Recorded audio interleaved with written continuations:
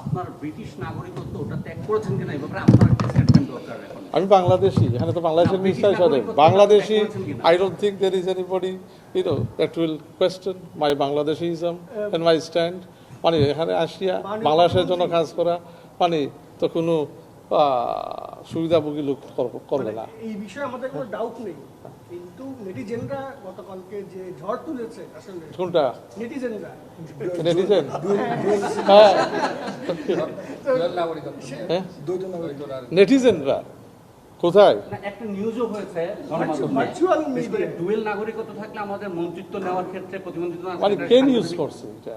না না আমরা সোশ্যাল মিডিয়াতে কালকে এটা আমি তো সিটিজেন নিয়ে আসি, আপনি বলেন নেটিজেন। মানে কোন নেটিজেন?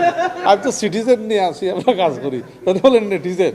তো মানে কোন নিউজ পেপার?